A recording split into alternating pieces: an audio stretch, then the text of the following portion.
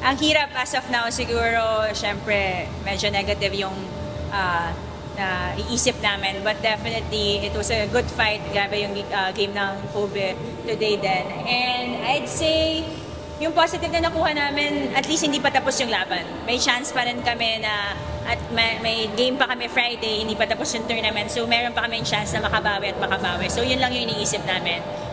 It's just so nice to see everyone giving their all.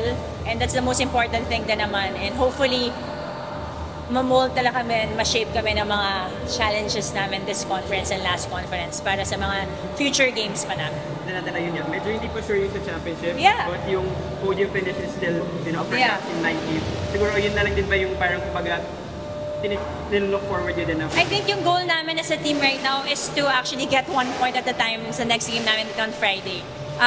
Yun nga, we cannot control kung anong circumstances na mangyayari, but I think ang makokontrol lang namin kung anong lalaro namin sa Friday. And let's see kung saan kami aabot, and sana umabot kami sa gusto naming maabot din as a team. So we're just really gonna work harder, be better, and rest well today para sa mga future games pa namin. Salamat guys! And coach, thoughts lang po dun sa game, 4-set loss to Kobe.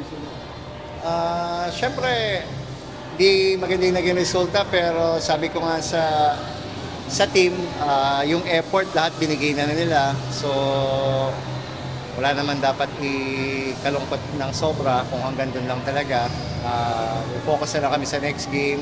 Then I think makalaro kami sa battle for third. Every game naman, ang Creamline naman laging competitive.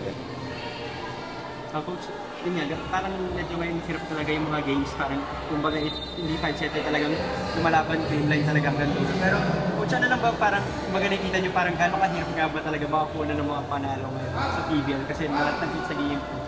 Siyempre mahirap kasi talagang tumataas na yung level ng laro sa Pilipinas, and siyempre yung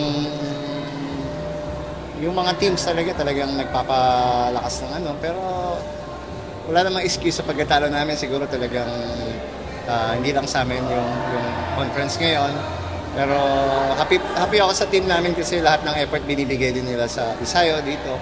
So focus kami muna ulit na makalaro ulit sa Friday then Sunday. Coach, gano'n ba nakakatulong yung mga ganitong klaseng laro na kumakalaban kayo ng mga bata tas galing sa ibang bansa? Siyempre, sabi ko nga kanina, yung Japan team, hindi namin kinoconsider na tune-up games, talagang labanan. Pero siyempre, proud kami, nakakasabay kami kahit pa paano din sa Japan team. Knowing Japan team naman, talagang sobrang bilis, sobrang nakakainganyo na makipagdepensahan sa kanila talaga.